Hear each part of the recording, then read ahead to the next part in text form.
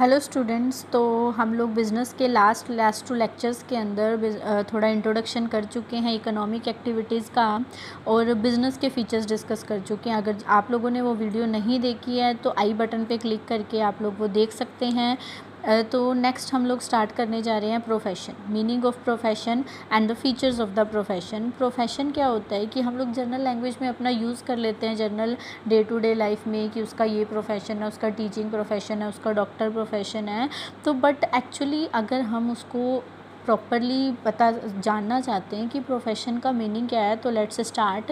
तो प्रोफेशन क्या है, ये भी एक इकोनॉमिक एक्टिविटी है। इकोनॉमिक एक्टिविटी हम डिस्कस कर चुके हैं प्रीवियस वीडियोस में कि जो मनी अर्न करने के लिए कंडक्ट की जाती है and which is conducted by a person. एक पर्सन के द्वारा कंडक्ट की जाती है which who have some special knowledge, जिस पर्सन को एक स्पेशल नॉलेज या स्किल हो उस फील्ड से रिलेटेड। हमने फर्स्ट वीडियो में भी डिस्कस किया था कि जो एक प्रोफेशनल पर्सन है, एक प्रोफेशन जो है उसको स्पेशलाइज्ड नॉलेज और स्किल होनी चाहिए। तो इन्होंने यही कहा है कि एक ऐसी इकोनॉमिक एक्टिविटी है प्रोफेशन जो कि एक ऐसे पर्सन के द्वारा कंडक्ट की जाती है जिसको उस चीज़ से रिलेटेड स्पेशल नॉलेज और स्किल हो एंड वो उस नॉलेज और स्किल को इम्पार्शली यूज़ करता है। इम्पार्शली मतलब बिना कोई भेदभाव किए सोसाइटी के अंदर सोसाइटी के डिफरेंट सेक्शंस को सर्व करने के लिए वो अपनी इस स्किल्स को और इस नॉलेज को यूज़ करता है। लेट्स फॉर एग्जांपल एक डॉक्टर की बात करते हैं। डॉक्टर क्या है, एक प्रोफेशनल पर्सन है। प्रोफेशनल पर्सन है क्योंकि उसने उस चीज़ में फील्ड में काम करने के लिए स्पेशल डिग्री ली है, स्पेशल नॉलेज ली है और स्पेशल स्किल्स है उसके पास, और वो अपनी इस स्किल्स को यूज़ करता है अलग अलग लोगों को सर्व करने के लिए। ऐसा नहीं है कि उसका मेन पर्पस प्रॉफिट अर्न करना है, उसका मेन पर्पस है सोसाइटी को सर्व करना। सोसाइटी को सर्व करके वो मनी अर्न करता है, मतलब उनसे मनी फीस की फॉर्म में पैसा ले रहा है या किसी भी फॉर्म में पैसा ले रहा है। तो प्रोफेशन क्या है, एक ऐसी इकोनॉमिक एक्टिविटी है जो ऐसे पर्सन के द्वारा कंडक्ट की जाती है जिसको कुछ स्पेशल नॉलेज या स्किल हो और उस स्किल को वो सोसाइटी को सर्व करने के लिए यूज़ करता है through service motive and also earns profit. पर उसका मेन मोटिव क्या है, सोसाइटी को सर्व करना। देखो अब हम फीचर्स में ये डीपली डिस्कस करने वाले हैं। फीचर्स में क्या कहना चाह रहे हैं, करैक्टरिस्टिक्स या फीचर एक ही बात है, लास्ट लेक्चर में भी हमने बोला था। First of all body of specialised knowledge and techniques. देखो हमने कहा है कि जो एक प्रोफेशन है उसके अंदर जो पर्सन है वो स्पेशलाइज्ड नॉलेज और उसको टेक्निक होना ज़रूरी है। इसीलिए हमने क्या बोला है कि जो प्रोफेशनल पर्सन है is a body of specialised knowledge and technique. तो फर्स्ट इंपॉर्टेंट फीचर इसका यही है कि एक पर्सन जो कोई भी प्रोफेशन कर रहा है, हमने एग्जाम्पल डॉक्टर का लिया या फिर हम कह सकते हैं कोई सीए है, चार्टर्ड अकाउंटेंट है, लॉयर है, उसको स्पेशलाइज्ड नॉलेज है और टेक्निकल स्किल है, तभी वो उस प्रोफेशन को रन कर सकता है। अगर उसको नॉलेज या फिर स्किल नहीं है तो वो उस प्रोफेशन को नहीं रन कर सकता, मतलब वो प्रोफेशन में काउंट ही नहीं किया जाए। Next is formalised method of acquiring training and experience. देखो जो भी एक पर्सन प्रोफेशन में लगा हुआ है, जो भी उसने स्किल या फिर टेक्निक्स एक्वायर की है उसके लिए फॉर्मल मेथड्स होते हैं। अगर उन फॉर्मल मेथड्स उसने एक्वायर किया है तो इट मीन्स वो उस प्रोफेशन में इंक्लूड होगा। अदरवाइज़ उसने फॉर्मल मेथड से ट्रेनिंग या एक्सपीरियंस नहीं लिया हुआ तो वो उस प्रोफेशन में इंक्लूड होने वाला नहीं है। हम डॉक्टर की बात करते हैं, प्रॉपर अगर कोई 5 ईयर का MBBS का कोर्स कर रहा है तो पहले उसकी स्टडी होगी, ट्रेनिंग होगी, डिफरेंट ट्रेनिंग सेंटर्स पे उसे भेजा जाता है। तो इट मीन्स एक फॉर्मलाइज्ड मेथड से ट्रेनिंग दी जाती है प्रोफेशनल्स को। तो कह रहे there should always be a provision for training and experience in a profession. Profession में ट्रेनिंग और एक्सपीरियंस का एक प्रोविज़न होता है and it means only that human activity can be called profession the knowledge of which is imparted by some institution. It means उसने कोई एक certified और रजिस्टर्ड इंस्टीट्यूट से वहाँ से एक्सपीरियंस या फिर नॉलेज गेन की और सर्टिफिकेट ले रखा, तभी वो प्रोफेशन में काउंट होगा पर्सन, अदरवाइज नहीं। Next is establishment of representative professional association. देखो कोई भी प्रोफेशन हो उसकी रिप्रेजेंटेटिव प्रोफेशनल एसोसिएशन होती है जो कि उसको रिप्रेजेंट करती है उस प्रोफेशन को।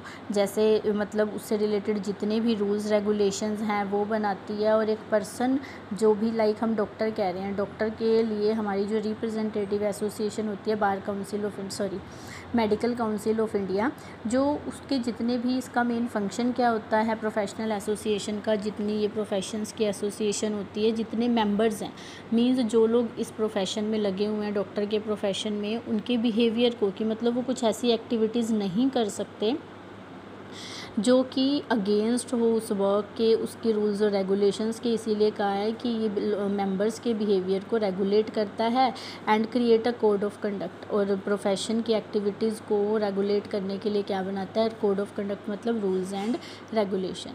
और build up and promote the image of members, जो इसके मेंबर्स हैं उनको सर्टिफिकेट दे के या किसी भी तरह से उनकी इमेज बनाता है। कैसे? थ्रू सर्टिफिकेशन के थ्रू उनकी इमेज को बिल्ड और प्रमोट करता है। मतलब विदाउट सर्टिफिकेट वो पर्सन जो है उस प्रोफेशन में काउंट नहीं किया जाता। और सर्टिफिकेट कौन देता है? प्रोफेशनल एसोसिएशन के थ्रू ही दी जाती है। नेक्स्ट इज़ मिनिमम क्वालिफ़िकेशन कितनी होनी चाहिए मेंबर्स की, ये भी कौन प्रेस्क्राइब करता है? एसोसिएशन। और एक प्रोफेशन में कौन पर्सन एंटर कर सकता है, उसकी एंट्री को रेगुलेट करता है। मतलब हर कोई प्रोफेशन के अंदर काउंट नहीं हो सकता जब तक कि उसके पास सर्टिफिकेट नहीं है या फिर प्रॉपर टेक्निक और ट्रेनिंग नहीं है उसके पास, तभी उसे सर्टिफिकेट मिलता है। मीन्स हर कोई उस प्रोफेशन में एंटर नहीं कर सकता, उसकी एंट्री को रेगुलेट करता है कौन? Association, professional association. तो यही थर्ड हमने फीचर देखा है, establishment of representative professional association. तो next one is code of conduct. Code of conduct मतलब इसके कुछ रूल्स और रेगुलेशन, जो हमने अभी पिछले पॉइंट में पढ़ा कि जो एसोसिएशन है, प्रोफेशनल एसोसिएशन, ये कुछ कोड ऑफ कंडक्ट बनाती है उनके बिहेवियर को रेगुलेट करने के लिए प्रोफेशनल्स के। तो इट मीन्स इसके अंदर कोड ऑफ कंडक्ट होना ज़रूरी है, और जितने भी मेंबर्स होते हैं उस प्रोफेशन के, उन्हें उस कोड ऑफ कंडक्ट को, रूल्स और रेगुलेशंस को जो एसोसिएशन ने बनाया है उसको फॉलो करना पड़ता है।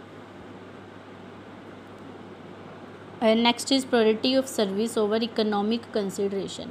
मतलब पैसे से ज़्यादा प्रायोरिटी प्रोफेशन में किसको दी जाती है? सर्विस में। हमने मीनिंग में भी कहा कि जो एक प्रोफेशनल पर्सन के पास स्किल्स है वो उसे इम्पार्शली डिफरेंट सेक्शंस को सर्व करने के लिए यूज़ करता है। तो कह रहा है अदर बिजनेस एक्टिविटीज़ की तरह बिजनेस जो प्रोफेशन है उसका पर्पज़ भी क्या है कि हम लोगों ने मनी अर्न करनी है, पर जो इसमें प्रायोरिटी दी जाती है वो किसको दी जाती है? सर्विस। मतलब सर्विस ऑफ सोसाइटी, लोगों का भला करना है। कोई टीचर है, लॉयर है, उन्होंने किस फील्ड में काम करना है? लोगों को, जैसे अब एक हम डॉक्टर की बात कर रहे थे, उसने लोगों को सर्व करना है, मेडिसिन दे के उनकी हेल्थ को ठीक करना है। उसने ये नहीं करना कि पैसा ले लेना है पर पेशेंट को फ़र्क पड़े ना पड़े उसको कोई फ़र्क नहीं। मतलब वो अपनी तरफ से बेस्ट ट्राई करता है कि उसका पेशेंट ठीक हो, और पैसा तो वो लेता है पर मेन प्रायोरिटी किसको दी जा रही है? सर्विस को। तो यही कह रहा है कि profession is also means for earning money under which on the basis of specialised knowledge one gets some proper remuneration. पैसा तो लेता है पर professionals are respected in society because they serve the society, क्योंकि वो सोसाइटी को सर्व करते हैं। मीन्स प्रायोरिटी किसको दी जाती है? सर्विस को, लोगों के भले को। जैसे लॉयर भी है, लॉयर भी उसका मेन पर्पज़ है कि जो उसका क्लाइंट है उसने उसको जिताना है किसी भी तरह से करके, तो वो सर्विस पे ध्यान देता है चाहे बदले में पैसा लेता है। Means priority of service over economic consideration. तो ये था, हमने प्रोफेशन के मीनिंग और फीचर्स डिस्कस कर लिए हैं। तो नेक्स्ट लेक्चर में हम लोग एम्प्लॉयमेंट के बारे में डिस्कस करेंगे। So I hope you like my video, so subscribe my channel and share it more and more. Thank you, have a nice.